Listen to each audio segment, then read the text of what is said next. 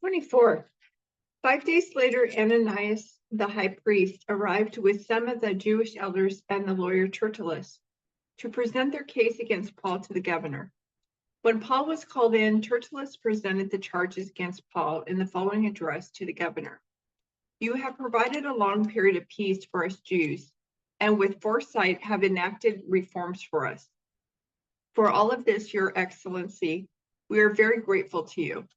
But I don't want to bore you, so please give me your attention for only a moment. We have found this man to be a troublemaker who is constantly stirring up riots among the Jews all over the world. He is a ringleader of the cult known as the Nazarenes. Furthermore, he was trying to desecrate the temple when we arrested him. You can find out the truth of our accusations by examining him yourself. Then the other Jews chimed in, declaring that everything Tertullus said was true. The governor then motioned for Paul to speak. Paul said, I know, sir, that you have been a judge of Jewish affairs for many years, so I gladly present my defense before you. You can quickly discover that I arrived in Jerusalem no more than 12 days ago to worship at the temple. My accusers never found me arguing with anyone in the temple nor stirring up a riot in the synagogue or on the streets of the city. These men cannot prove the things they accuse me of doing. But I admit that I follow the way which they call a cult. I worship the God of our ancestors, and I firmly believe the Jewish laws and everything written in the prophets.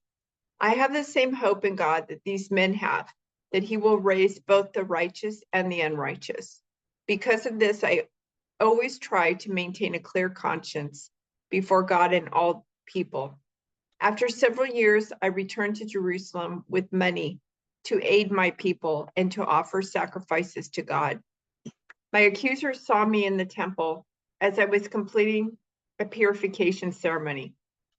There was no crowd around me and no rioting, but some Jews from the province of Asia were there, and they ought to be here to bring charges if they have anything against me. Ask these men here what crime the Jewish High Council found me guilty of, except for the one time I shouted out, I am on trial before you today because I believe in the resurrection of the dead. At that point, Felix, who was quite familiar with the way, adjourned the hearing and said, wait until Lysias, the garrison commander, arrives. Then I will decide the case. He ordered an officer to keep Paul in custody, but to give him some freedom and to allow his friends to visit him and take care of his needs. A few days later, Felix came back with his wife, Drusilla, who was Jewish. Sending for Paul, they listened as he told them about faith in Christ Jesus. As he reasoned with them about righteousness and self-control and the coming day of judgment, Felix became frightened. Go away for now, he replied. When it is more convenient, I'll call for you again. He also hoped that Paul would bribe him, so he sent for him quite often and talked with him. After 2 years went by in this way, Felix was succeeded by Porcius Festus.